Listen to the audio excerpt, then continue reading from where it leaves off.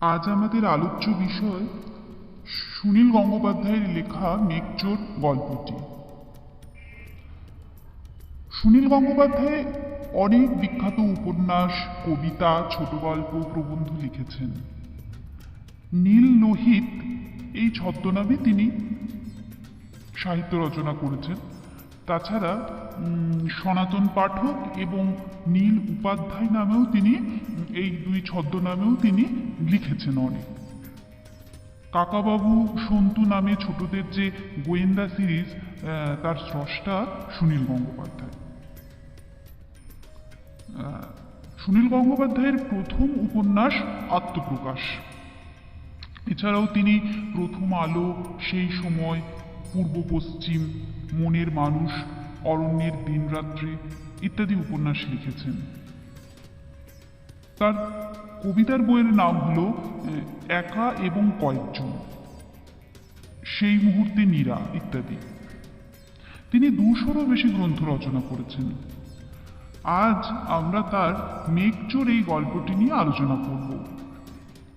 তো এই গল্পটা তো আকারে অনেকটাই বড়, তাই 3-4টি ভাগে ভাগ করে, 3-4টি পার্টে ভাগ করে আমরা আলোচনা করব।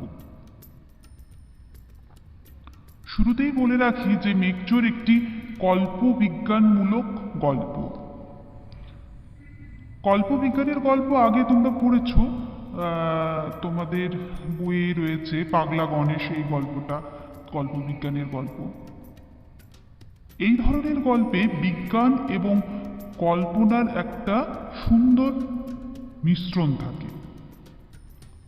ভবিষ্যৎ বৈজ্ঞানিক কোনো আবিষ্কার যা ভবিষ্যতে হবে, বা কোনো উদ্ভাবন যা ভবিষ্যতে হবে, সেটা কল্পনা করে, এবং মানব সভ্যতায় তার ভূমিকা কি হবে, এই পটভূমিতে অর্থাৎ এই বিষয়টা নিয়ে সায়েন্স ফিকশনের এই গল্পগুলি বা কল্পবিজ্ঞানের গল্পগুলি লেখা হয়। আচ্ছা, গল্পটা শুরু করার আগে বলে নিই যে এই গল্পে প্রধান চরিত্র দুটি, পুরন্দর চৌধুরী, দৃষ্টিবিজ্ঞানী পুরন্দর চৌধুরী এবং অসীমা। সম্পর্কে অসীমা পুরন্দর চৌধুরীর ভাইঝি। তবে এই সম্পর্কের আসল সত্য আমরা গল্পের একদম শেষে গিয়ে জানতে পারব। একটা নতুন রহস্য আমাদের কাছে প্রকাশ পাবে। তার জন্য পুরো গল্পটা মন দিয়ে বোঝার চেষ্টা করতে হবে। আর এই দুটি চরিত্র এই গল্পের খুবই গুরুত্বপূর্ণ, এদের নামগুলোও বেশ গুরুত্বপূর্ণ গল্পের বিষয়ের সঙ্গে। পুরন্দর অর্থাৎ দেবরাজ ইন্দ্র, যিনি তার বজ্রের দ্বারা বৃষ্টিপাত ঘটাতে পারেন। এইদিকে এই পুরন্দর চৌধুরীও কিন্তু একজন বৃষ্টিবিজ্ঞানী। আবার অসীমা, যার অর্থ যাকে সীমার মাঝে রাখা যায় না, যাকে সীমা দিয়ে বেঁধে দেওয়া যায় না। এই গল্পে অসীমাও অসীম জ্ঞানের অধিকারিণী।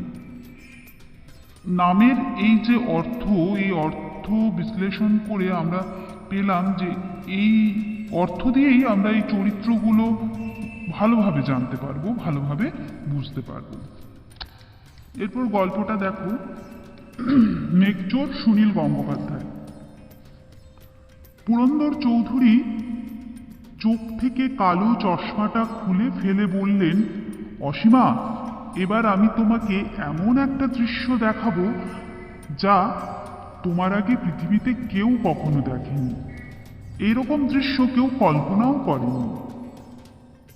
ছোট একটা রকেট আকাশের এক জায়গায় গোল হয়ে পাক খাচ্ছে।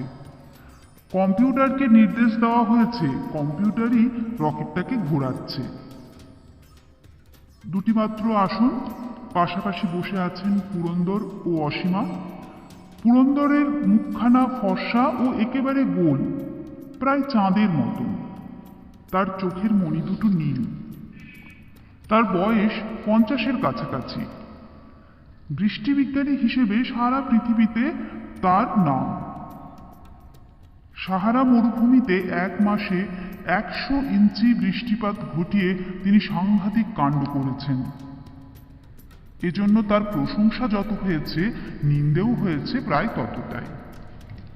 সুতরাং আমরা কি জানতে পারলাম যে পাশাপাশি দুটি আসনে বসে আছেন পুরন্দর চৌধুরী এবং অসীমা। পুরন্দর চৌধুরী অসীমাকে জানালেন যে তিনি অসীমাকে এমন একটি দৃশ্য দেখাবে, এমন একটি বিষয় জানাবে যা পৃথিবীতে আগে কেউ কখনো দেখেনি, কেউ কখনো কল্পনাও করতে পারেনি। পাশাপাশি দুটি চেয়ারে বসে আছেন, একটি রকেটে, মহাকাশযানে। রকেটটা আকাশের এক জায়গায় রয়েছে, গোল গোল করে পাক খাচ্ছে আকাশের মধ্যে। তো পুরন্দর চৌধুরীর বয়স মোটামুটি 50-এর কাছাকাছি, গোলগাল চেহারা, ফর্সা, চাঁদের মতন গোল মুখখানা। তিনি আসলে একজন বৃষ্টিবিজ্ঞানী। বৃষ্টিবিজ্ঞানী হিসেবে তার ভীষণ নামডাক। তো তিনি কি করেছেন না, সাহারা মরুভূমিতে 1 মাসে 100 ইঞ্চি বৃষ্টিপাত ঘটিয়েছেন। এই অদ্ভুত কাজটা তিনি করেছেন। দেখো, সাহারা মরুভূমি সম্পর্কে তোমরা জানো যে আফ্রিকা মহাদেশের প্রায় গোটা উত্তরের অংশ জুড়ে বিস্তৃত এই মরুভূমি। এই মরুভূমি পৃথিবীর সবথেকে বড় উষ্ণ মরুভূমি। আলজেরিয়া, মিশর, লিবিয়া, সুদান, তিউনিসিয়া, এরকম করে মোট 12টি দেশ জুড়ে এই মরুভূমি বিস্তৃত আছে। এই মরুভূমিতে 100 ইঞ্চি বৃষ্টিপাত ঘটিয়েছেন সাহারা মরুভূমিতে 1 মাসের মধ্যে পুরন্দর চৌধুরী। মেঘ থেকে ইচ্ছে মতন বৃষ্টিপাত ঘটানো এখন আর নতুন কিছু ব্যাপার নয়, কিন্তু তিনি অন্য দেশ থেকে মেঘ তাড়িয়ে এনে সাহারায় বৃষ্টি ঝরিয়েছেন। সেই দেশে এবার বৃষ্টি কম হবে, একে মেঘ চুরি বলা হয়। অর্থাৎ পুরন্দর চৌধুরীর সম্পর্কে লেখক প্রথমেই যে বক্তব্য দিলেন, তাতে করে পুরন্দরের দোষের কথা আমরা স্পষ্ট বুঝতে পারলাম। মেঘ থেকে বৃষ্টিপাত ঘটানোটা কোনো সমস্যা নয়, কিন্তু আমরা জানতে পেরেছি যে পুরন্দর চৌধুরী পৃথিবীর এক অংশ থেকে মেঘকে তাড়িয়ে নিয়ে গিয়ে অন্য অংশে বৃষ্টিপাত ঘটাচ্ছেন নিজের ইচ্ছে মতো। তো দেখো, এই বিষয়টা কিন্তু কল্পবিজ্ঞানেরই বিষয়। যত বড়ই বিজ্ঞানী হন না কেন, কোনো বিজ্ঞানী কিন্তু এক জায়গায় মেঘ তাড়িয়ে নিয়ে গিয়ে অন্য জায়গায় বৃষ্টিপাত ঘটাতে পারেন না। এই বিষয়টা সম্পূর্ণ অবাস্তব এবং অলীক। তাই এই গল্পটা যে কল্পবিজ্ঞানের গল্প, সেই ব্যাপারে কোনো সন্দেহ থাকলো না। তো পুরন্দর চৌধুরী এইভাবে যে এক জায়গার মেঘ চুরি করে নিয়ে অন্য জায়গায় বৃষ্টিপাত ঘটাচ্ছেন, তাতে করে যে জায়গা থেকে মেঘ চুরি করছেন সেই জায়গায় কিন্তু এবার বৃষ্টি কম হবে, আর একেই বলা হয় মেঘ চুরি। রাষ্ট্রসংঘের অনেকগুলি দেশ দাবি তুলেছে যে মেঘ চুরি আইন করে বদলানো দরকার। রাষ্ট্রসংঘ ব্যাপারটা কি? রাষ্ট্রসংঘ আসলে 1945 খ্রিস্টাব্দে একটা আন্তর্জাতিক প্রতিষ্ঠান স্থাপিত হয়েছিল, যার নাম রাষ্ট্রসংঘ। আসলে আন্তর্জাতিক যে আইন, গোটা পৃথিবী জুড়ে একটা আইন, নিরাপত্তা, অর্থনৈতিক নিরাপত্তা বা বিশ্ব শান্তি যাতে বজায় থাকে, যুদ্ধ এই ব্যাপারগুলোতে যাতে অশান্তি না হয়, দেশে দেশে যুদ্ধ সহজে যাতে না লেগে যায়, শান্তি বজায় থাকে, এই উদ্দেশ্যে এই রাষ্ট্রসংঘ প্রতিষ্ঠিত হয়েছিল। এই রাষ্ট্রসংঘের মূল যে অফিস, মূল যে কার্যালয়, সেটা রয়েছে নিউ ইয়র্কে, এবং এর সদস্য সংখ্যা 193। তা এই রাষ্ট্রসংঘকে সঙ্গের অনেকগুলো দেশ, 193টা দেশের মধ্যে অনেকগুলো দেশই দাবি করেছে যে পুরন্দর চৌধুরীর এই মেঘ চুরির আইনটা বদলানোর জন্য, কারণ এতে সাধারণ মানুষের ক্ষতি হবে। তাহলে এতক্ষণ পর্যন্ত আমরা পুরন্দর চৌধুরীর পরিচয়, পুরন্দর চৌধুরী এবং অসীমার কথাবার্তা, পুরন্দর চৌধুরীর কাজকর্ম সম্পর্কে জানতে পারলাম। এরপর অসীমার সম্পর্কে লেখক বলেছেন। কি বলেছেন? অসীমার বয়স 27। আমেরিকার হার্ভার্ড বিশ্ববিদ্যালয়ে সে ইতিহাস নিয়ে গবেষণা করে। তাহলে অসীমা সম্পর্কে তিনি বলেছেন যে অসীমার বয়স হচ্ছে 27 এবং সে ইতিহাসের একজন দক্ষ ছাত্রী এবং ইতিহাস নিয়ে সে গবেষণা করে, ইতিহাসের গবেষিকা সে। আচ্ছা, পুরন্দর চৌধুরী বোস্টন শহরের আবহাওয়ার বিষয়ে একটি আলোচনায় যোগ দিতে এসেছিলেন। সেখানে অসীমার সঙ্গে হঠাৎ তার আলাপ হয়।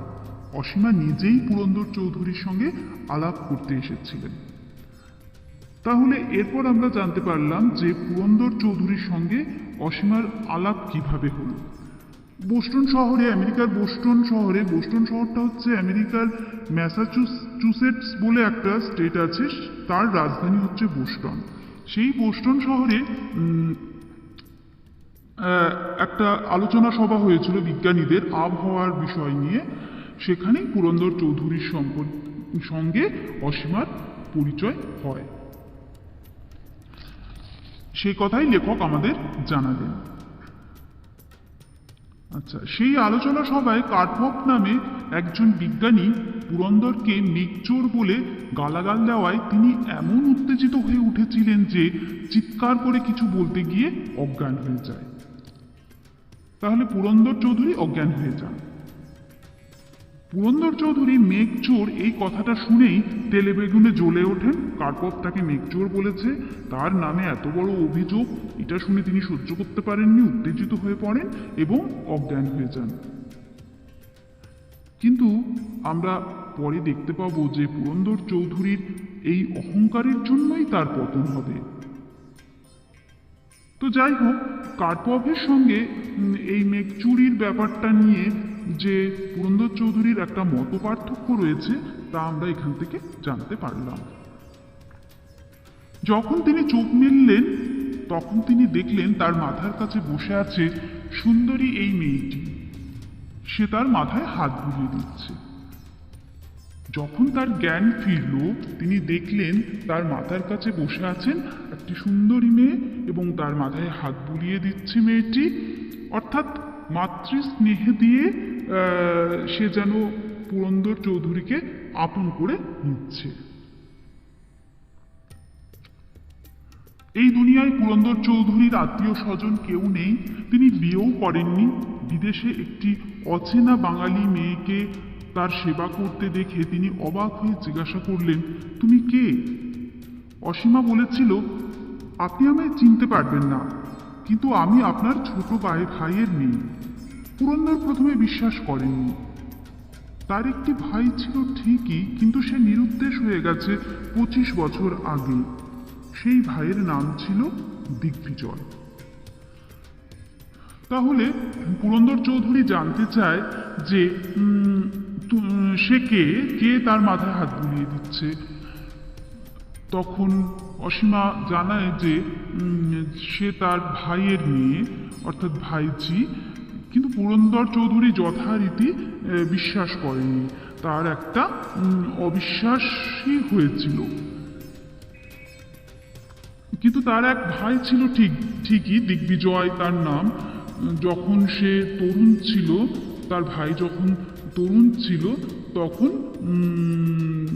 সে নিরুদ্দেশ হয়ে গিয়েছিল। তার নাম ছিল দিগ্বিজয়। অসীমা বলেছিল, আমার বাবা নিরুদ্দেশ হয়ে যাননি, তিনি দেশ ছেড়ে ঘুরতে ঘুরতে শেষ পর্যন্ত আলাস্কায় এসে সেখানেই থেকে গিয়েছিলেন। বিয়ে করেছিলেন একটি এস্কিমো মেয়েকে, তিনিই আমার মা। আমার বাবা আপনাকে খুব ভালোবাসতেন, মৃত্যুর আগেও আপনার কথা বলেছিলেন। তাহলে অসীমা জানায় যে তার বাবা আসলে নিরুদ্দেশ হয়ে যায়নি, ঘুরতে ঘুরতে আলাস্কায় এসেছিলেন। আলাস্কা হচ্ছে কি, কোন জায়গাটা বলো তো? আমেরিকার উত্তর পশ্চিম সীমান্তে অবস্থিত যুক্তরাষ্ট্রের বৃহত্তম প্রদেশ হচ্ছে আলাস্কা। এর উত্তরে রয়েছে সুমেরু মহাদেশ, দক্ষিণে আছে বিশাল প্রশান্ত মহাসাগর। সেই আলাস্কাতে চলে এসেছিল ঘুরতে ঘুরতে দিগ্বিজয় এবং এসে সেখানে বসবাস শুরু করে এবং একটি এস্কিমো মেয়েকে বিয়ে করে। এস্কিমো কথাটা তোমরা গুগলে পড়েছো যে পূর্ব সাইবেরিয়া, আলাস্কা, কানাডা, গ্রিনল্যান্ড এই সমস্ত জায়গা জুড়ে বসবাসকারী একটি জনজাতি হচ্ছে এস্কিমো। সেরকম একটি এস্কিমো মেয়েকে বিয়ে করেন এবং তিনি হলেন অসীমার মা। এবং অসীমা একটি আবেগপূর্ণ কথাও পুরন্দরকে বলে যে মৃত্যুর আগে আপনার কথা তার বাবা বারবার বলছিলেন।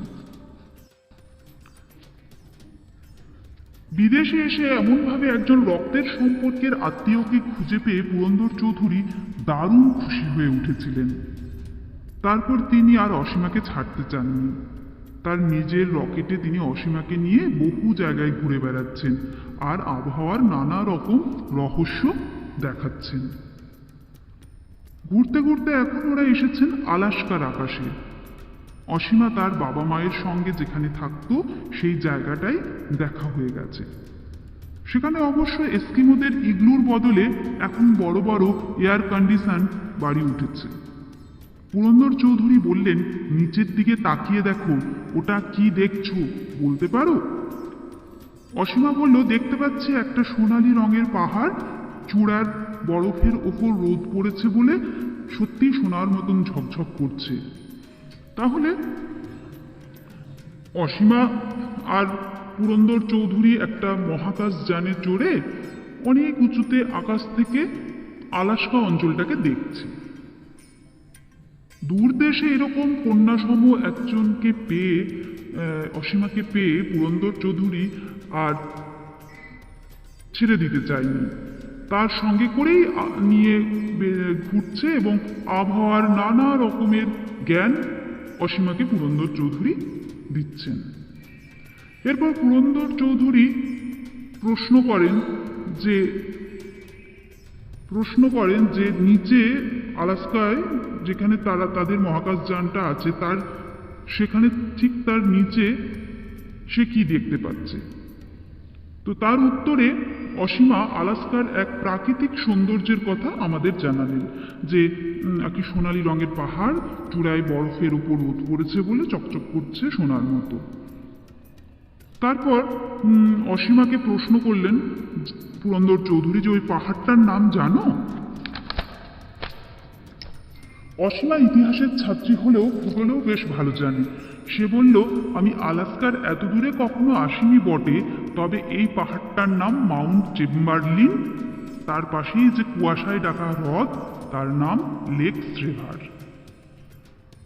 তাহলে অসীমা তার উত্তর কিন্তু তার জ্ঞান অনুযায়ী সে উত্তর দেয় যে পাহাড়টির নাম মাউন্ট চেম্বারলিন এবং পাশে যে হ্রদটি আছে তার নাম লেক স্ট্রেভার। পুরন্দর খুশি হয়ে বললেন, বাহ, এবার তোমাকে আমি যা দেখাবো তা কিন্তু তুমি কাউকে বলতে পারবে না। সারা পৃথিবীতে দারুণ হইচই হবে এই নিয়ে, কিন্তু তুমি মুখ খুলতে পারবে না। বেটা কার্পভ কিভাবে জব্দ হয় এবার দেখো। অসীমা মৃদুভাবে বলল, বিজ্ঞানীদের উচিত নয় কিন্তু একজন আরেকজনকে জব্দ করা। খুব গুরুত্বপূর্ণ একটা বক্তব্য অসীমা এখানে এই বাক্যটির মধ্যে দিল, যে বিজ্ঞানীদের উচিত নয় কিন্তু একজন আরেকজনকে জব্দ করা। একটা খুব গুরুত্বপূর্ণ বক্তব্য একটা ছোট্ট বাক্যের মধ্যে দিয়ে অসীমা পুরন্দর চৌধুরীকে জানিয়ে দিল। পুরন্দরের কথায় অহংকার ঝরে পড়ছে। সে এমন একটা জিনিস দেখাবে যেটা আগে কেউ কখনো দেখেনি এবং জানিয়ে পরে খুব হইচই হবে। বেটা কার্পভ, ওকে কেমন জব্দ করব দেখো। অর্থাৎ পুরন্দরে কিন্তু অত্যন্ত অহংকারের জন্য অন্যের ক্ষতি করতে উদ্যত হয়েছে। বিজ্ঞানীরা আসলে সমাজ, দেশ, পৃথিবী তথা সম্পূর্ণ মানব সভ্যতার বন্ধু। বিজ্ঞানীরা যদি সংঘবদ্ধ থাকে তা সমাজের পক্ষে, সভ্যতার পক্ষে, মানুষের পক্ষে, আমাদের সবার পক্ষে ভালো। আর তারা যদি নিজেদের মধ্যে ঝগড়াঝাঁটি করে, লড়াই করে এবং একে অপরকে জব্দ করতে মত্ত থাকে, তাতে কিন্তু মানব সভ্যতার পক্ষে ক্ষতিই হয়। এই যে একটি গভীর বক্তব্য, এই বক্তব্য অসীমা একটি ছোট্ট বাক্যের মধ্যে দিয়ে, দু চারটি শব্দের মধ্যে দিয়ে পুরন্দর চৌধুরীকে জানিয়ে দিলেন। কিন্তু পুরঞ্জন চৌধুরীর তো অহংকার থামার নয়। সে বলল, বোকাদের বুঝিয়ে দেওয়া দরকার তাদের জ্ঞান কতটুকু। আমাকে মেঘচোর বলে, এত সাহস! আমি অন্যায়টা কি করেছি? সাইবেরিয়া থেকে মেঘ এনেছি সাহারায়। সাইবেরিয়ার অত বরফ, সেখানে বৃষ্টি না হলে ক্ষতি কি আছে? তাহলে পুরন্দর চৌধুরী নিজের কাজের সমর্থনে কিছু যুক্তি দিতে থাকে যে সে কোনো ক্ষতি করেনি, সে এক জায়গা থেকে মেঘ অন্য জায়গায় নিয়ে গিয়ে খালি বৃষ্টিপাত ঘটিয়েছে, যেখানে বৃষ্টি বেশি হয় না সেখানে বৃষ্টি ঘটিয়েছে, এতে অন্যায়ের কি আছে? এতে মানুষের উপকারই হবে। অর্থাৎ নিজে যে কাজটা করছে সেই কাজটা যে যুক্তিসঙ্গত, সেই কাজটাতে যে কোনো অন্যায় নেই, এই ব্যাপারটাই পুরন্দর চৌধুরী বারবার বোঝানোর চেষ্টা করছে। অসীমা বলল, কিন্তু একবার এরকম শুরু করলে তারপর যদি যে কোনো দেশ অন্য দেশের মেঘ চুরি করতে শুরু করে, তখন সে দেশের মানুষের কি অবস্থা হবে? অসীমা খুব যুক্তিপূর্ণ কথাটি বলেছে। দেখো, বিজ্ঞানকে দুটি দিকে ব্যবহার করা যায়, শুভ এবং অশুভ। বিজ্ঞানকে ভালো কাজেও লাগানো যায়, আবার প্রযুক্তিকে খারাপ কাজেও লাগানো যায়। সবাই যদি ক্ষমতার বশে একে অন্য দেশের মেঘ চুরি করতে থাকে, তাতে কিন্তু সাধারণ মানুষই ভুগবে, সাধারণ মানুষেরই ক্ষতি হবে। এই গল্পটিতে, কল্পবিজ্ঞানের এই গল্পটিতে মানবতার এই প্রসঙ্গ, মনুষ্যত্ববোধের এই কথা অসীমা বারবার বলেছে। আর অসীমার এই শুভবোধ বারবার ধ্বংস করার চেষ্টা করেছে পুরন্দরের অশুভ মনোভাবকে। আচ্ছা, যখন অসীমা এই কথা বলল যে তখন সে দেশের মানুষের কি অবস্থা হবে, তার উত্তরে পুরন্দর বলে যে আমি পৃথিবীর মানুষকে আর একটা জিনিস শিখিয়ে দিয়ে যাব, যাতে ওরকম মেঘ চুরি হলেও কোনো ক্ষতি হবে না। যাকে সেসব কথা, তুমি তো ইতিহাসের ছাত্রী, পৃথিবীতে শেষ তুষার যুগ কবে এসেছিল জানো?